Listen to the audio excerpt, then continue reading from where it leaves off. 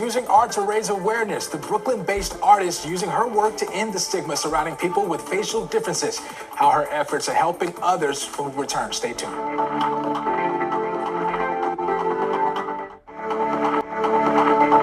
All right, welcome back. The issue of bullying remains widespread throughout our communities for children and even adults. But what about those with facial differences?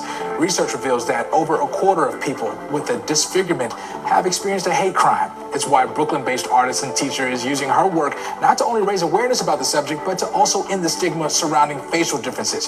Joining me now for more is artist Celina Leroy. Thank you for joining us. Yeah, thank you so much for having me. And you are a teacher. Can we put out there what school you're at and how long have you been doing it? I work at Brooklyn High School of the Arts, and this is my 5th year teaching. All right, talk to me about your start in art. What was your motivation to get involved? So I've always been an artist since I was a little kid. I loved making art, and I have a port wine stain birthmark.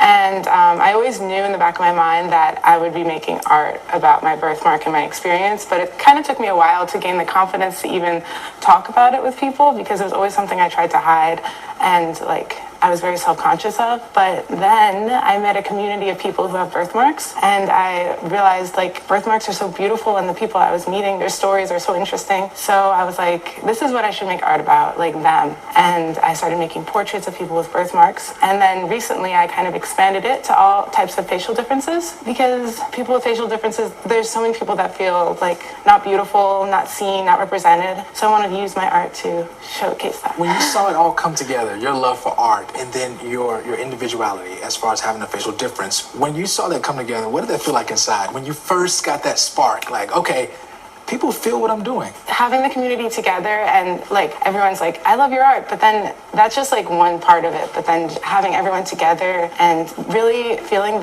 connecting with each other and feeling the same experiences, it was life-changing. So for you as an educator, I know a lot of times we want to teach the people behind us to be bold, to follow their passions, follow their dreams. Do you think this emboldens you as a teacher with your experience as an artist and someone who battles something a little different from others? I definitely feel like it helps me as a teacher. I recently brought my kids to my art show, and I was really nervous at first because I'm being vulnerable. I'm being I have a facial difference, I have a birthmark, and I would always hide my birthmark with makeup so they never saw it. And so then I took my makeup off and I was like, guys, this is my art, what do you think? And at first I was very nervous, but then they all clapped for me at the end. I showed the video of people with facial differences telling their stories, and they connected with it so much. And I saw in the ledger afterwards, the kids writing, they're we're so proud of you for being vulnerable. It takes a lot of courage. I was like, wow. Do you feel that what you want or your goals are right on the other side of vulnerability? Is that something you walked away with when you first decided to open up and say, okay, I'm going to pursue this? Yeah, I want people to feel vulnerable, and I want people to feel accepted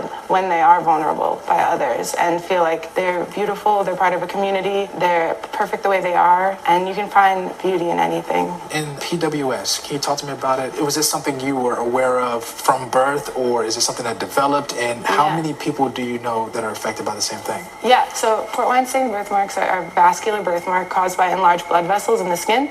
So I was born with it, and it's a progressive lesion, so it does get darker and thicker as you grow older. So I've had a lot of laser treatments throughout my life to reduce the size and the color, and I've had reconstruction on my lip to make it more symmetrical. But I would say 3 out of 1,000 children are born with port wine stain birthmarks. And they're usually on the face, but if they're on the brain or on the eye, you can have glaucoma or seizures. So it can be more intense depending on how big it is. When you were growing up, was it hard as far as socially? We had a statistic in the beginning that said a quarter of people have experienced hate crimes surrounding that. Was that a battle you fought on your own as an individual? Yeah, so because my birthmark is small, I haven't faced any physical hate crimes, luckily, but I did feel like an outsider with my friends and my community because I didn't have that many people to look up to. No one looked like me in the media or that I knew. So I did feel sometimes targeted by kids, feeling like I wouldn't be part of the social groups. But people who have larger facial differences experience much more severe hate crimes or bullying or physical assaults. So the people that I paint, I interview them, and they've told me crazy stories of the things that have happened to them just because they look different. But you've given them hope in return, which is really commendable. So when people are seeing your art and you're making individual struggle turn into beauty, how do they receive that? It's so amazing. I've become really lifelong friends with these people. people, they're vulnerable enough to open up to me and talk to me about their experiences, their facial differences, and what they've been through. And like through that, I've made lifelong friends, and they've made friends with each other. Like we've created like a whole group, and people who have maybe the same kind of birthmark, they become friends with each other. And it's just a beautiful community, and it's growing. So I hope if anyone sees this with a facial difference, like you guys should connect. I show my work often at Positive Exposure Gallery, which is a gallery in Harlem, and they showcase all people with disabilities and facial differences as the main subject of their gallery exhibitions. Well, I think it's great that you're showing your artwork and it's based on your personal lived experience. Thank you so much for being with us. And I'm excited to see your work. Thank you. Yeah, thank you. Of course.